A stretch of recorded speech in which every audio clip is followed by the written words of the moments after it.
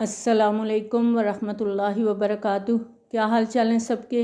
اللہ تعالیٰ آپ کو، آپ کے پیاروں کو اپنی حفظ و امان میں رکھیں، آمین۔ اللہ کے بابرکت نام کے ساتھ اپنا آج کا سبق شروع کرتے ہیں۔ اعوذ باللہ من الشیطان الرجیم، بسم اللہ الرحمن الرحیم۔ رب اشرح لی صدری ویسر لی امری واحلل عقدۃ من لسانی یفقہوا قولی واجعل لی وزیرا من اہلی ربنا زدنا علما ربنا زدنا علما ربنا زدنا علما اللہم فقہنا فی الدین، آمین۔ آج ہم اپنا سبق شروع کریں گے، سورۃ صافات ہے، آیت نمبر 149 149 نمبر آیت سے آج ہمارا سبق شروع ہو رہا ہے۔ بسم اللہ الرحمن الرحیم۔ فاستفتہم لربک البنات ولہم البنون۔ تو اے نبی صلی اللہ علیہ وآلہ وسلم، آپ ان سے پوچھیں کیا تمہارے رب کے لیے تو بیٹیاں ہیں اور ان کے لیے بیٹے ہیں؟ یہاں پر مشرکین مکہ کے اس عقیدے پر جرح کی جا رہی ہے جو وہ کہتے تھے کہ فرشتے نعوذ باللہ اللہ کی بیٹیاں ہیں، یعنی یہ خود اپنے لیے بیٹے پسند کرتے ہیں، بیٹیوں کو ناپسند کرتے ہیں، اور جب اللہ کی طرف اولاد کو منسوب کرتے ہیں تو اس کے لیے بیٹیوں کا انتخاب کرتے ہیں۔ ام خلقنا الملائکۃ اناثا وہم شاہدون۔ کیا واقعی ہم نے فرشتوں کو مؤنث بنایا تھا اور وہ اس کے گواہ ہیں؟ یعنی کیا یہ آنکھوں دیکھی بات کر رہے ہیں؟ یہ اس وقت موجود تھے جب ان کی تخلیق ہوئی۔ الا انہم من افکہم لیقولون۔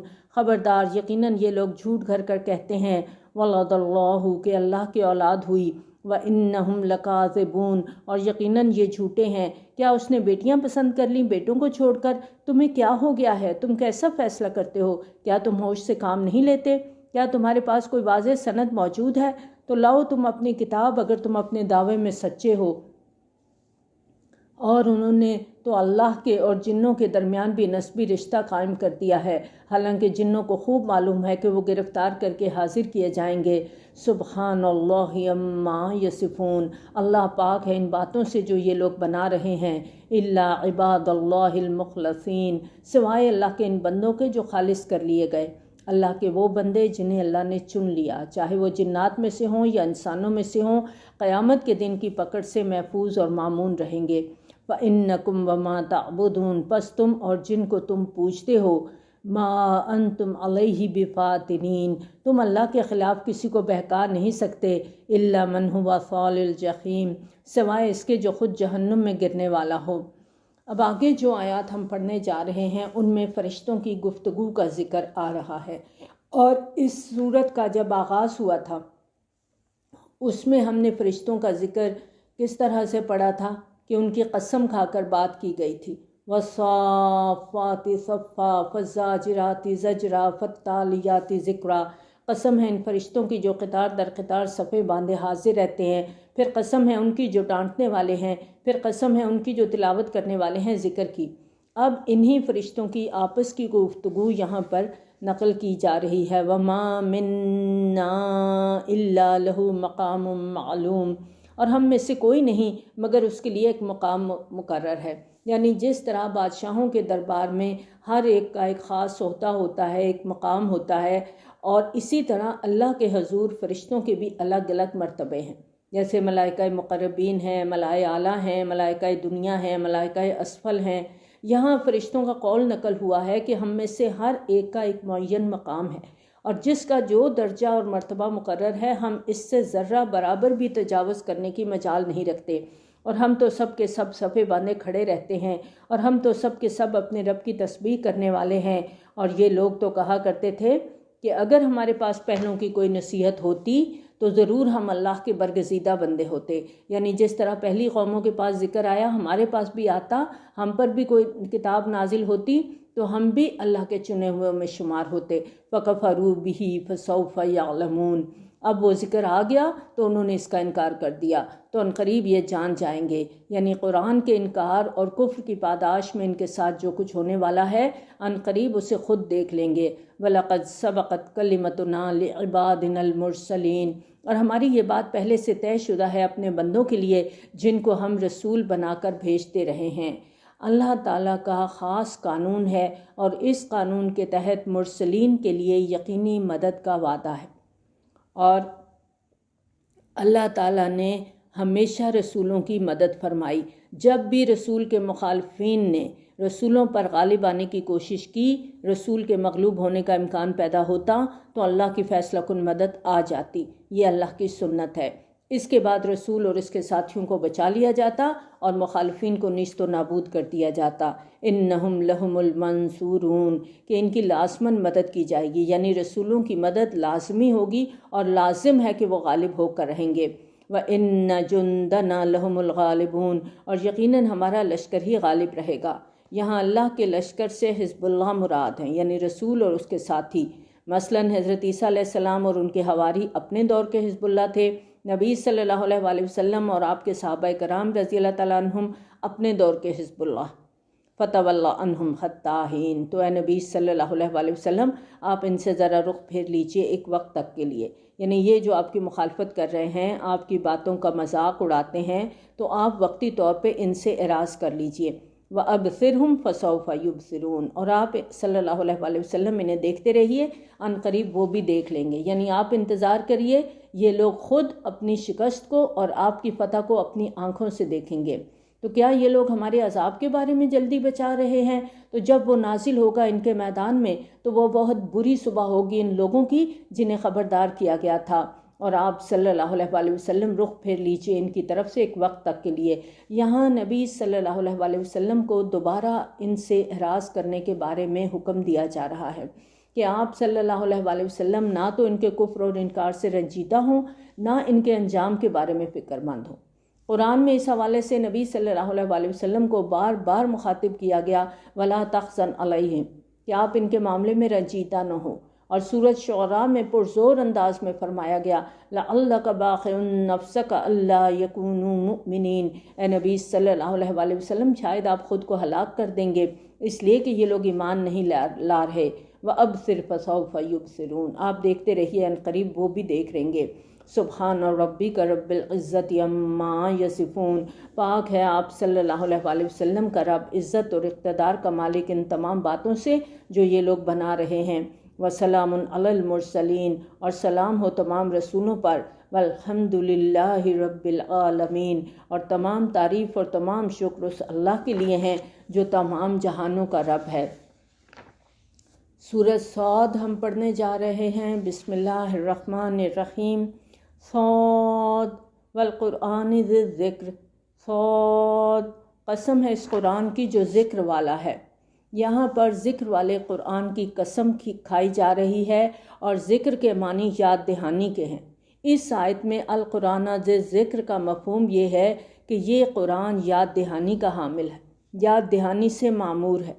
بل الذین کفروا فی عزت و شقاق، لیکن جن لوگوں نے کفر کی روش اختیار کی ہے وہ غرور اور ضد میں مبتلا ہیں، یعنی ان لوگوں نے نبی صلی اللہ علیہ وآلہ وسلم کے مقابلے میں ضد اور ہٹ دھرمی کا موقف اختیار کیا ہوا ہے، اور غرور اور جھوٹی انا کی وجہ سے وہ اپنے شرک پر اڑے ہوئے ہیں۔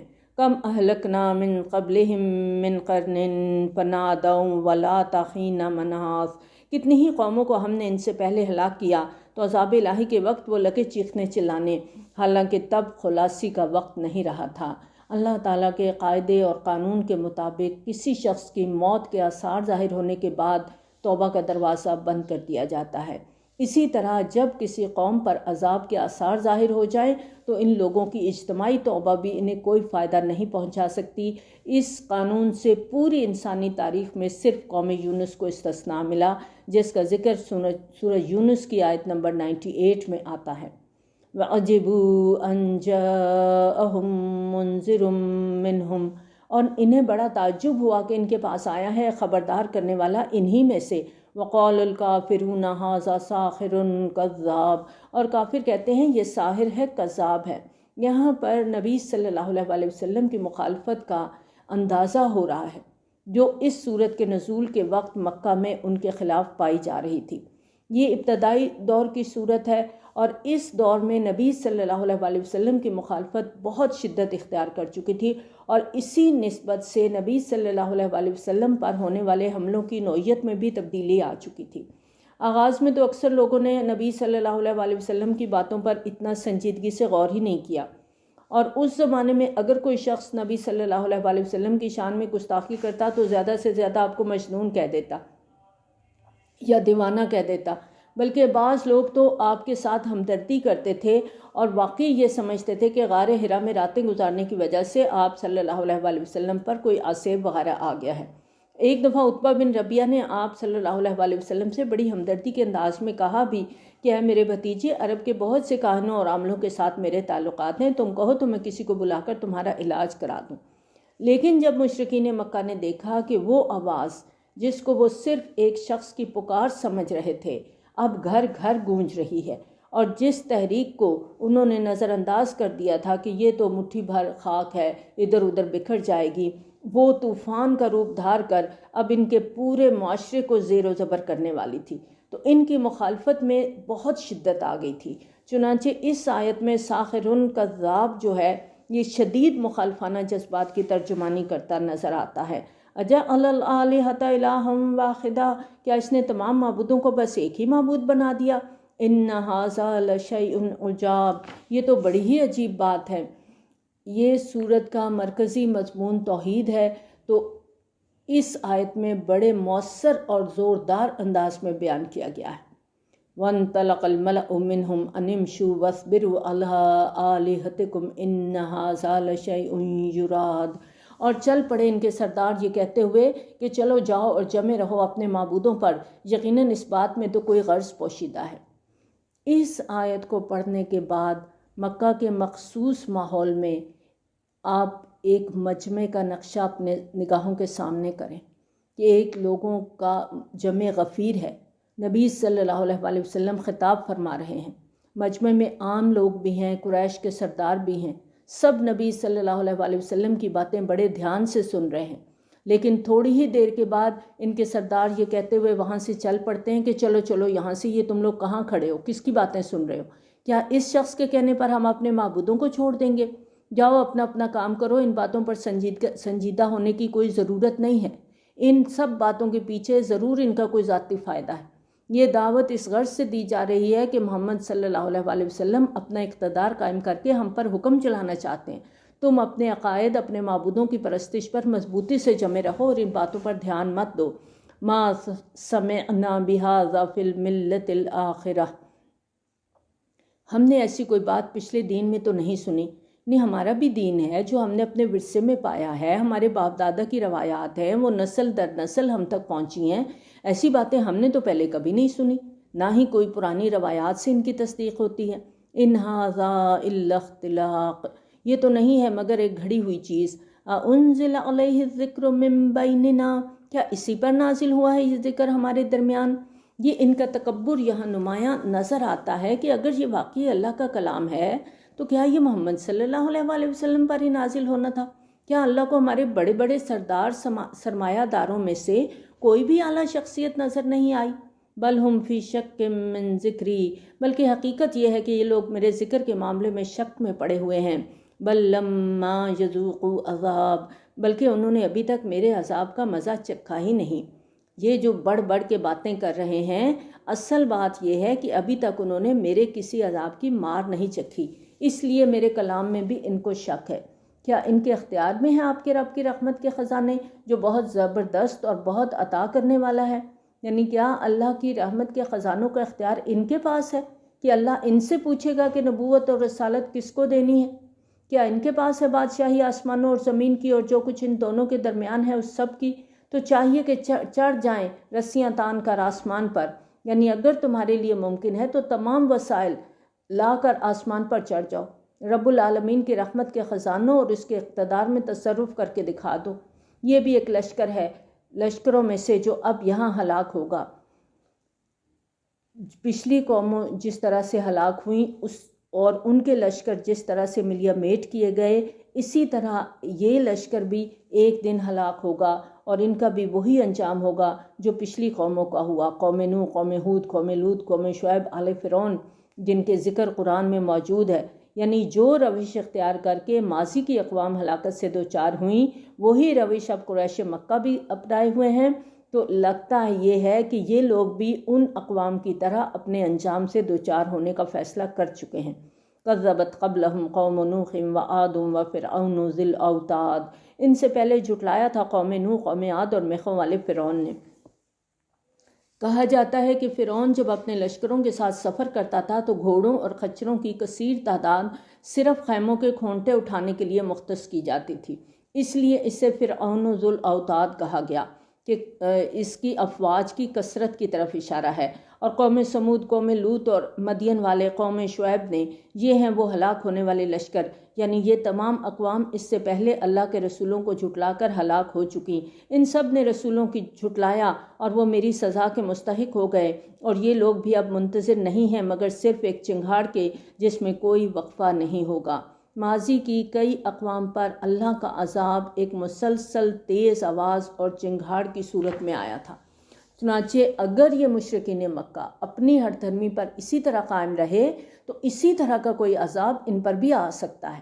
اور آج کی سائنس بھی اس بات کی تصدیق کرتی ہے کہ جو صوتی لہریں ہیں یعنی ساؤنڈ ویوز جو ہیں وہ انرجی کی ایک قسم ہے، اور انتہائی زوردار آواز کسی بھی مادی نظام کو درہم برہم کرنے اور ماحول میں بڑے پیمانے پر تباہی پھیلانے کا باعث بن سکتی ہے۔ چنانچہ اللہ تعالیٰ اگر کسی قوم کو ہلاک کرنا چاہے تو یہ کام وہ صرف ایک زوردار آواز سے کر سکتا ہے۔ وَقَالُوا رَبَّنَا عَجِّل لَّنَا قِطَّنَا قَبْلَ يَوْمِ الْحِسَابِ، اور وہ کہتے ہیں ہمارے رب ہمارا حصہ ہمیں جلدی دے دے یوم حساب سے پہلے، یعنی تو ہمارا حساب روز حساب سے پہلے ہی چکا دے۔ قطع کے معنی حصہ بھی ہوتے ہیں، اور جو حساب کا رجسٹر ہوتا ہے جسے چٹھا بولا جاتا ہے اس کے لیے بھی یہ لفظ استعمال ہوتا ہے۔ یہ وہ رجسٹر ہوتا ہے جس میں کسی کاروبار کی آمدن اور خرچ کی سالانہ حساب کتاب لکھا جاتا ہے اور کاروبار کی سالانہ بچت یا نقصان کا پتہ چلتا ہے۔ اور یہ مشرکین مکہ مذاق کے انداز میں یہ بات کہتے تھے کہ یہ جو محمد صلی اللہ علیہ وآلہ وسلم ہمیں ڈراتے رہتے ہیں کہ مرنے کے بعد اٹھایا جائے گا، دوبارہ سے ہم زندہ ہوں گے، ہمارے ایک ایک عمل کا حساب ہوگا، پھر ہمیں سزا دی جائے گی، تو اے ہمارے پروردگار یوم حساب کا انتظار کیوں؟ یہ کام ابھی کیوں نہ ہو جائے؟ بہتر ہے ہمارا حساب کتاب ابھی کر لو، اور جو بھی ہمارا چٹھا ہے اسی زندگی میں ہمارے ہاتھ میں تھما دو۔ اصبر علی ما یقولون، اے محمد صلی اللہ علیہ وآلہ وسلم آپ صبر کیجئے اس پر جو یہ لوگ کہہ رہے ہیں، اور آپ تذکرہ کیجئے ہمارے بندے داؤد کا جو بہت قوت والا تھا، بے شک وہ اللہ کی طرف بہت رجوع کرنے والا تھا۔ ہم نے تو اس کے ساتھ پہاڑوں کو مسخر کر دیا تھا جو اس کے ساتھ تسبیح کرتے تھے، شام کو بھی اور صبح کے وقت بھی، اور پرندے بھی جو کہ جمع کر دیے جاتے تھے، یہ سب کے سب اس کی طرف رجوع کرنے والے تھے۔ اور ہم نے اس کی حکومت کو خوب مضبوط کیا، اور ہم نے اسے حکمت عطا کی اور فیصلہ کن بات کہنے کی صلاحیت بھی عطا کی، یعنی ایسی واضح فیصلہ کن اور دو ٹوک بات جو مخاطبین کے لیے موجب اطمینان ہو۔ وَهَلْ أَتَاكَ نَبَأُ الْخَصْمِ، اور کیا آپ کے پاس خبر آئی جھگڑنے والوں کی؟ یہ ایک مقدمہ تھا جو دو دعوے داروں نے فیصلے کے لیے حضرت داؤد علیہ السلام کے سامنے پیش کیا تھا۔ جب وہ دیوار پھلانگ کر محراب میں داخل ہو گئے، جب وہ داؤد کے پاس آئے تو وہ ان سے ڈرا، کیونکہ حفاظتی انتظامات تھے، اس کے باوجود دو افراد ان کی خلوت گاہ میں اچانک آ گئے تھے، اور انتہائی غیر معمولی واقعہ تھا۔ بجا طور پہ حضرت داؤد علیہ السلام کو اس بات پر تشویش ہوئی کہ نامعلوم یہ لوگ کس نیت سے آئے ہیں۔ قالوا لا تخف، انہوں نے کہا آپ ڈرے نہیں، خصمان بغى بعضنا على بعض، ہم دو مخالف فریق ہیں، ہم میں سے ایک نے دوسرے پر زیادتی کی ہے۔ فاحکم بیننا بالحق ولا تشطط، تو آپ ہمارے درمیان حق کے ساتھ فیصلہ کر دیجئے اور آپ اسے ٹالیے نہیں، یعنی یہ مقدمہ ہمارے لیے بہت اہم ہے، ہم اس کا فوری فیصلہ چاہتے ہیں، آپ اسے کسی اور وقت پر نہ ٹالیے گا۔ وَاهْدِنَا إِلَىٰ سَوَاءِ الصِّرَاطِ، اور سیدھی راہ کی طرف ہماری رہنمائی کیجیے، یعنی ہمارے بیان سن کر آپ ہمیں درست راستہ بتا دیجیے، درست راستے کی ہدایت فرما دیں۔ چنانچہ جو مدعی تھا اس نے اپنا مقدمہ اس طرح پیش کیا، کہنے لگا یہ میرا بھائی ہے، اس کے پاس 99 دمبیاں ہیں اور میری ایک ہی دمبی ہے، اور اب یہ کہتا ہے کہ وہ بھی میرے حوالے کر دو، اور گفتگو میں اس نے مجھے دبا لیا ہے۔ داؤد علیہ السلام نے کہا یہ تو واقعتاً اس نے بہت ظلم کیا، تمہاری دمبی کو اپنی دمبیوں کے ساتھ ملانے کا مطالبہ کر کے، اور یقیناً مشترک معاملہ رکھنے والوں میں سے اکثر ایک دوسرے پر زیادتی کرتے ہیں، سوائے ان لوگوں کے جو صاحب ایمان اور نیک عمل کرنے والے ہوں، اور ایسے لوگ بہت کم ہوتے ہیں۔ وَظَنَّ دَاوُودُ أَنَّمَا فَتَنَّاهُ، اور داؤد علیہ السلام کو اچانک خیال آیا کہ ہم نے اسے آزمایا ہے۔ یعنی جب انہوں نے مقدمہ پیش کیا، ایک کہانی پیش کی، تو اس کہانی میں داؤد علیہ السلام کو اپنا کوئی فیصلہ، اپنی کوئی بات یاد آ گئی۔ اس پر وہ فوراً سمجھ گئے کہ اللہ تعالیٰ نے مجھے سمجھانے کے لیے ان کو میرے پاس بھیجا ہے۔ وَظَنَّ دَاوُودَ أَنَّمَا فَتَنَّاهُ، اور داود علیہ السلام کو اچانک خیال آیا کہ ہم نے اسے آزمایا ہے۔ فَاسْتَغْفَرَ رَبَّهُ وَخَرَّ رَاكِعًا وَأَنَابَ، تو اس نے فوراً اپنے رب سے استغفار کیا اور اس کے حضور جھک گیا پوری طرح متوجہ ہو کر۔ آیت سجدہ ہے، ہم سب سجدہ تلاوت ادا کریں گے۔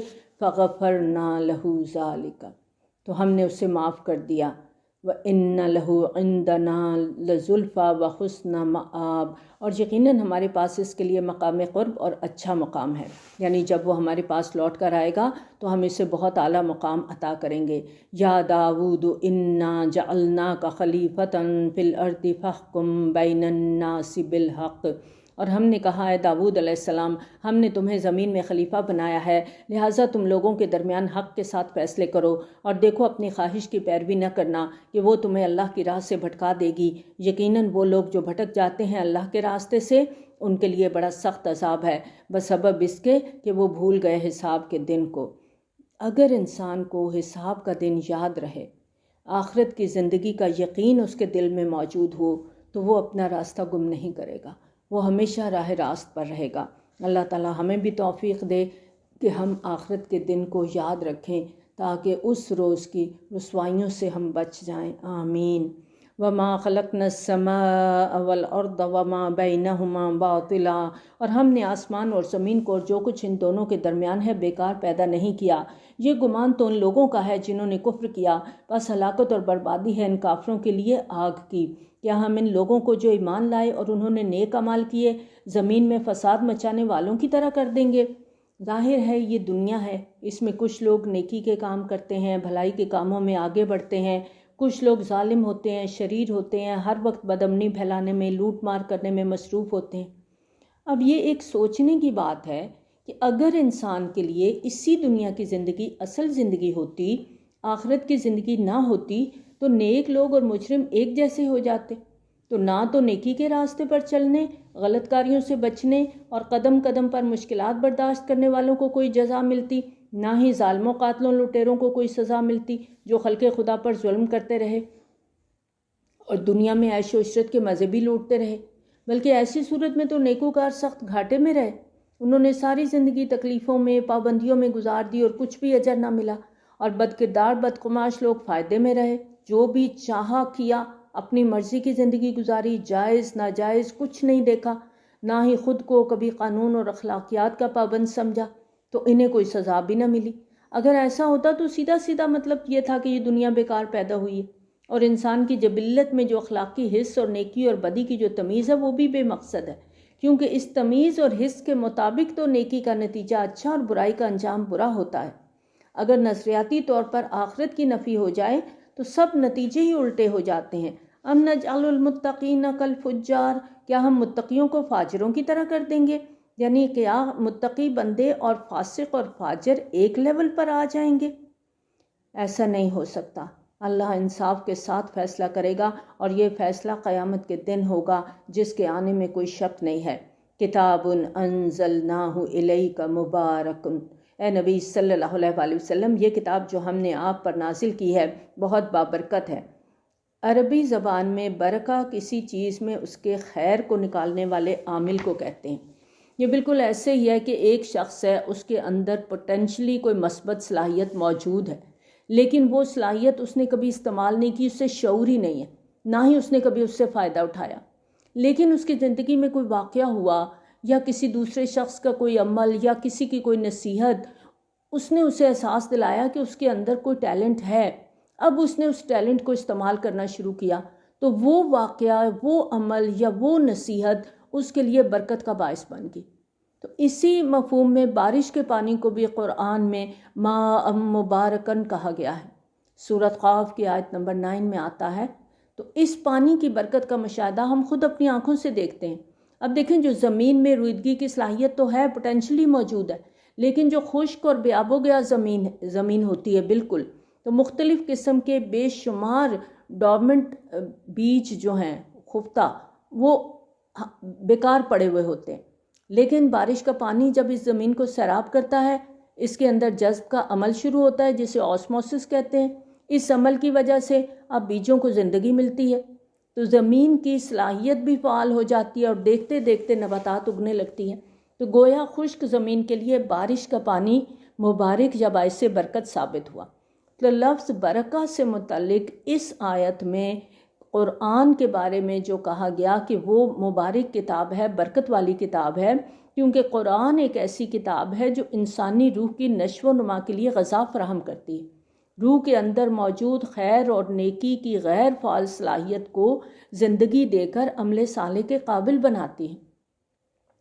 اب دیکھیں، اس سے پہلے جب ہم قرآن نہیں پڑھتے تھے، اس طرح سے نہیں پڑھتے تھے جیسے اب ہم پڑھتے ہیں، ترجمے کے ساتھ، اس کی ڈیٹیل کے ساتھ، آیات کی ڈیپتھ کے ساتھ، تو لگتا ہے نا کہ قرآن ہمارے اندر اتر رہا ہے، ہمارے اندر کوئی تبدیلی آ رہی ہے، وہ جو پہلے سوچ تھی اس میں اور اب کی سوچ میں واضح فرق نظر آتا ہے۔ تو یہ کیوں؟ یہ قرآن کی برکت ہے۔ تو اسی لیے یہاں قرآن کو برکت والی کتاب کہا گیا ہے، لِيَدَّبَّرُوا آیَاتِهِ وَلِيَتَذَكَّرَ أُولُو الْأَلْبَابِ، تاکہ وہ اس آیات پر غور و فکر کریں اور ہوش مند لوگ اس سے سبق حاصل کریں۔ یعنی یہ قرآن برکت والی کتاب ہے، اور اس پر جو بھی غور و فکر کرے گا، اپنی عقل کو استعمال کرے گا، تو وہ ضرور راہ ہدایت پائے گا۔ وَوَهَبْنَا لِدَاوُودَ سُلَيْمَانَ، اور ہم نے داؤد علیہ السلام کو سلیمان علیہ السلام جیسا بیٹا عطا کیا۔ وہ بہت ہی اچھا بندہ تھا، بے شک وہ ہماری طرف بڑا ہی رجوع کرنے والا تھا۔ جب اس کے سامنے پیش کیے گئے شام کے وقت عمدہ نسل کے اصیل گھوڑے، تو اس نے کہا، میں نے اس مال کی محبت اپنے رب کی یاد کی وجہ سے اختیار کی ہے، یہاں تک کہ جب وہ گھوڑے نگاہ سے اوجھل ہو گئے تو اس نے حکم دیا کہ انہیں میرے پاس واپس لاؤ، پھر لگا ان کی پنڈلیوں اور گردنوں پر ہاتھ پھیرنے۔ یہاں سلیمان علیہ السلام کے بھی ایک واقعے کی طرف اشارہ ہے، جو کہ عظیم سلطنت کے حکمران تھے۔ تو ایک روز ان کی فوج کے اصیل اور تربیت یافتہ گھوڑے ان کے سامنے پیش کیے گئے، اور ان گھوڑوں کی دوڑ یا نمائش ہو رہی تھی۔ گھوڑے دوڑتے ہوئے آئے اور نظروں سے اوجھل ہو گئے، اتنی دور چلے گئے کہ وہ اب نظر نہیں آ رہے تھے۔ تو حضرت سلیمان جو تھے وہ اس پر فخر میں مبتلا کبھی نہیں ہوتے تھے، جو بھی اللہ نے ان کو نعمتیں دے رکھی تھیں وہ فوراً اللہ کو یاد کرنے لگے اور کہنے لگے، میں نے یہ گھوڑے اپنی شان دکھانے کے لیے پسند نہیں کیے، بلکہ صرف اللہ تعالیٰ کے لیے پسند کیے۔ یہ ہوتا ہے ایک مومن، کہ مومن کو جب اللہ تعالیٰ کوئی نعمت دیتا ہے، دنیا کے کوئی بھی وسائل دیتا ہے، کوئی بھی مال و دولت دیتا ہے، تو وہ اس مال و دولت کی سے محبت اپنی شان بنانے کے لیے نہیں کرتا، یا اس کے ذریعے اپنا نام یا اپنی ذات کی بلندی نہیں چاہتا، بلکہ وہ اگر مال سے محبت کرتا ہے تو اس لیے کرتا ہے کہ وہ اللہ تعالیٰ کے راستے میں مدد حاصل کرتا ہے۔ اور یہ دولت کی آزمائش ہوتی کیا ہے؟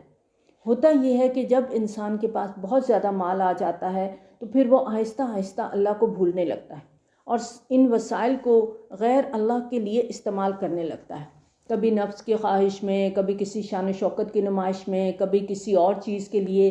تو بندہ مومن کا قول کیا ہے؟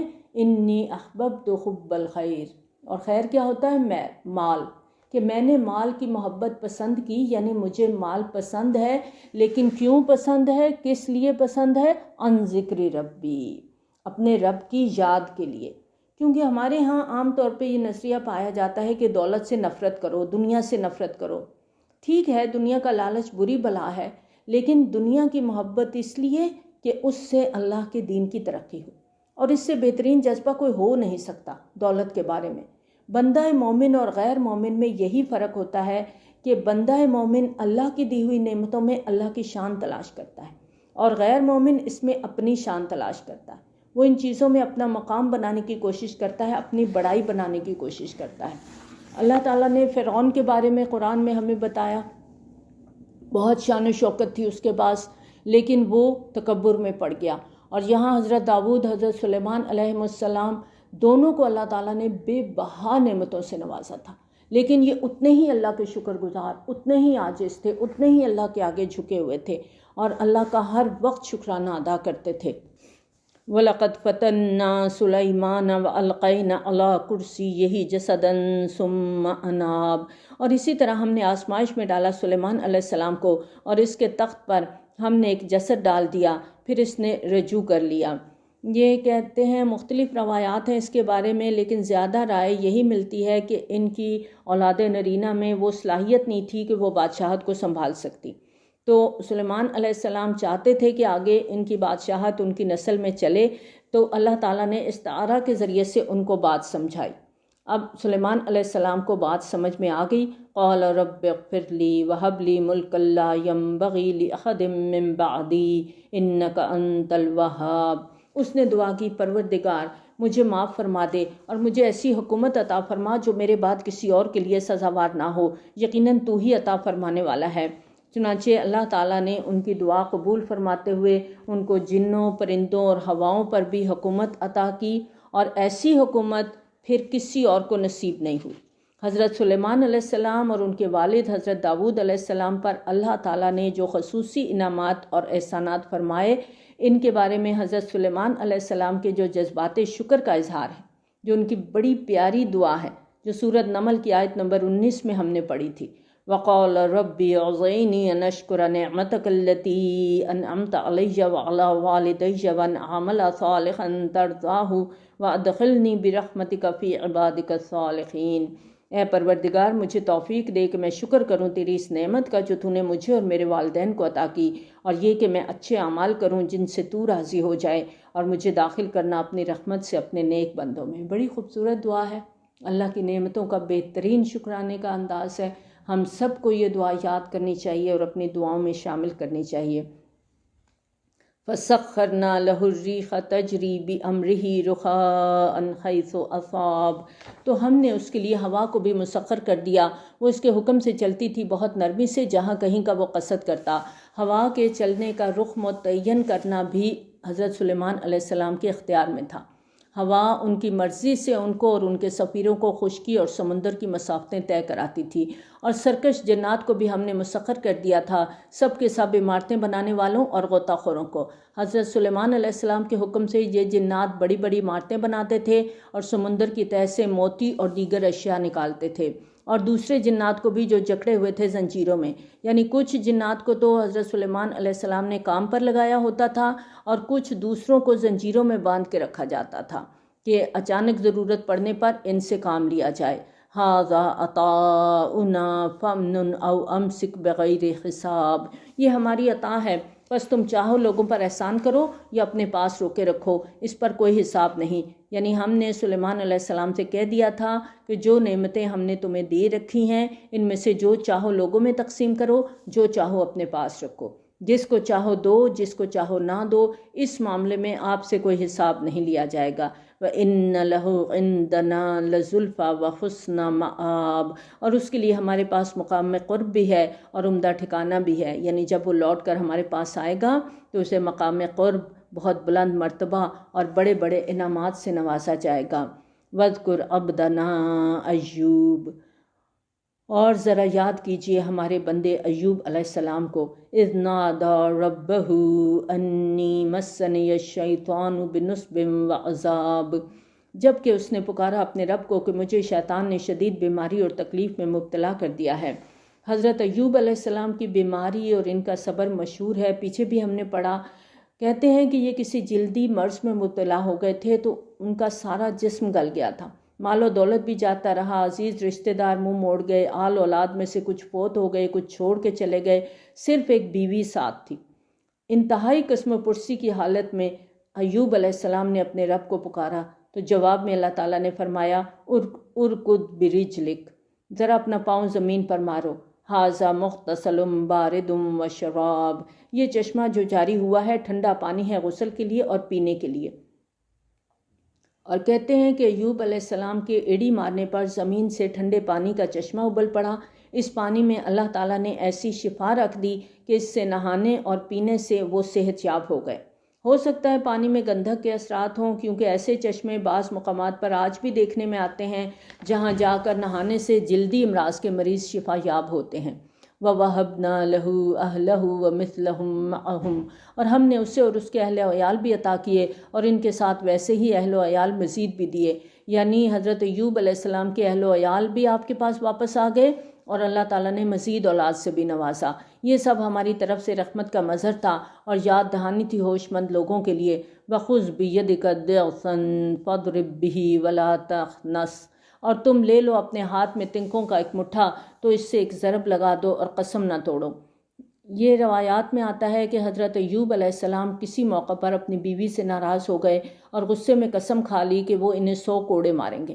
اب جب صحت مند ہو گئے تو بہت فکر مند ہوئے کہ قسم پوری کرنے کی کیا ترکیب کریں، تو اللہ تعالیٰ نے ان کی رہنمائی کرتے ہوئے یہ طریقہ بتایا کہ آپ 100 تنکے لیں، ان کو باندھ کر ایک جھاڑو سا بنا لیں اور اس سے اپنی بیوی کو ایک ضرب لگا دیں۔ اس طرح آپ کی قسم بھی پوری ہو جائے گی اور ان کو تکلیف بھی نہیں ہوگی۔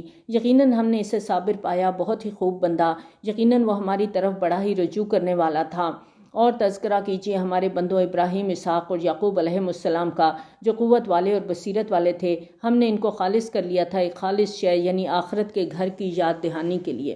ان لوگوں کی زندگی کا ایک ہی مقصد تھا کہ ہمیشہ لوگوں کو آخرت کی زندگی کی طرف متوجہ کرتے رہے، اور نبی صلی اللہ علیہ وآلہ وسلم کی زندگی کا بھی یہی مقصد تھا کہ آپ لوگوں کو دنیا میں رہ کر آخرت کی تیاری کی طرف بلاتے تھے۔ وَإِنَّهُمْ عِنْدَنَا لَمِنَ الْمُصْطَفَيْنِ الْأَخْيَارِ، اور یقیناً وہ ہمارے نزدیک چنے ہوئے نیک لوگوں میں سے ہیں۔ یعنی جو شخص لوگوں کو اللہ کی طرف بلاتا ہے، دین کی دعوت کے لیے اپنی زندگی وقف کر دیتا ہے، اس کا جینا مرنا اسی مقصد کے لیے ہوتا ہے، لوگوں کو آخرت کے بارے میں خبردار کرتا ہے، اللہ کے نزدیک مصطفین، چنیدہ برگزیدہ افراد میں ہو جاتا ہے۔ وَاذْكُرْ إِسْمَاعِيلَ وَالْيَسَعَ وَذَا الْكِفْلِ وَكُلٌّ مِّنَ الْأَخْيَارِ، اور ذکر کیجئے اسماعیل، یس اور ذا الکفل علیہ السلام کا، یہ سب بہت عمدہ لوگوں میں سے تھے۔ یہ ایک ذکر ہے یقیناً متقین کے لیے بہت ہی اچھی لوٹنے کی جگہ ہے۔ جب سے ہم قرآن پڑھ رہے ہیں، سورت فاتحہ سے آغاز ہوا، سورت بقرہ ہم نے شروع کی اور آغاز میں ہی بتایا کہ قرآن کیا ہے، ھدی للمتقین ہے، اور پھر ہم نے بار بار تقوی کے بارے میں پڑھا، اور ہم نے یہ عہد کیا کہ اس رمضان میں ہم اپنے آپ کو تقوی کے لیول پر لے جانے کی کوشش کریں گے، متقین کی صفات اپنے اندر لانے کی کوشش کریں گے، اور یہ یقین ہمارے اندر پختہ ہوگا انشاءاللہ کہ کوئی دیکھے نہ دیکھے اللہ دیکھ رہا ہے۔ اور جب ہم اس یقین کے ساتھ زندگی گزاریں گے کہ اللہ دیکھ رہا ہے، اللہ سن رہا ہے، وہ سمیع ہے، وہ علیم ہے، تو پھر ہی ہم اپنی اصلاح کر سکتے ہیں۔ اب دیکھیں، آپ باہر جاتے ہیں جہاں پر کیمرے اب جگہ جگہ لگے ہوتے ہیں، تو وہاں پر آپ بہت احتیاط کرتے ہیں کہ ایسا نہ ہو کہ کوئی ایسا کام ہو کہ کیمرے کی زد میں آ جائیں اور خامخواہ میں پکڑے جائیں۔ یہ جو اوور سپیڈنگ پہ اب چالان ہوتے ہیں، کیمرے کی زد میں گاڑی آ جاتی ہے، تو کتنی نظر ہوتی ہے اسپیڈو میٹر کے اوپر کہ کہیں ایسا نہ ہو 60 سے کراس کر جائے، کیمرے کی زد میں نہ آ جائے۔ کتنا ڈرتے ہیں نا ایک چلان سے، ہے نا؟ کبھی اللہ کے لیے اتنا ڈرے؟ یہی تقویٰ ہے کہ ہمیں یقین ہو کہ ہم واچ کیے جا رہے ہیں، اور جن لوگوں کے اندر یہ تقویٰ ہوگا ان کا انعام کیا ہے؟ جنات عدن مفتحۃ لہم الابواب، رہنے والے باغات جن کے دروازے ان کے لیے کھلے رکھے جائیں گے۔ اہل جنت کے لیے جنت کے دروازے کھلے رکھے جانے کا ذکر سورۃ زمر میں بھی آتا ہے، بلکہ وہاں اہل جنت اور اہل جہنم کے استقبال کا فرق واضح کیا گیا ہے۔ یہ آیات ہم آگے پڑھیں گے کہ اہل جنت کے لیے جنت کے دروازے پہلے ہی کھلے ہوئے ہوں گے۔ جیسے کوئی مہمان آنے والا ہوتا ہے نا، تو گھر والے پہلے ہی دروازہ کھول دیتے ہیں کہ دیکھو مہمان آ رہے ہیں، تو یہ نہ ہو کہ دروازہ بند ہو۔ تو جنتی مہمانوں کے لیے جنت کے دروازوں کو پہلے سے کھول کر رکھا جائے گا، لیکن جہنم والوں کو ہانک کے جب جہنم کے دروازے پر لے جایا جائے گا، اس کے بعد دروازہ کھولا جائے گا۔ اور کیونکہ جہنم کی مثال تو جیل کی طرح ہے، تو جیل کے دروازوں کو معمول کے مطابق بند رکھا جاتا ہے، نیا مجرم آتا ہے تو اسے داخل کرنے کے لیے کھولا جاتا ہے دروازے کو۔ اب اندازہ کریں، یہاں پر ایک منظر امیجن کریں اپنے مائنڈ کے اندر، یہ تقوی والوں کے لیے جنت ہے، اور جس کے بارے میں ہم پڑھ رہے ہیں کہ اندر انٹر ہو رہے ہیں، دروازے پہلے سے کھلے ہوئے ہیں۔ اب جب اندر گئے ہیں تو کہاں بیٹھے ہیں؟ متکئین فیہا یدعون فیہا بفاکہۃ کثیرۃ وشراب، اس میں وہ تکیے لگا کر بیٹھے ہوں گے، طلب کریں گے میوے بہت سے اور مشروبات بھی۔ میوے کھائے جاتے ہیں؟ اتنا مہنگا ڈرائی فروٹ ہے، کھایا ہی نہیں جاتا۔ تو اس روز میوے موجود ہوں گے، جو مانگیں گے ملے گا۔ عندہم قاصرات الطرف اطراب، اور ان کے پاس ہوں گی ان کی بیویاں نیچے نگاہوں والی، ان کی ہم عمر۔ ھذا ما توعدون لیوم الحساب، یہ کچھ ہے جس کا تم سے وعدہ کیا جا رہا ہے حساب کے دن کے لیے۔ ان ھذا لرزقنا ما لہ من نفاد، یہ ہے ہماری عطا کی ہوئی چیزیں جو کبھی ختم نہیں ہوں گی۔ اللہم اجعلنا منہم، آمین یا رب العالمین۔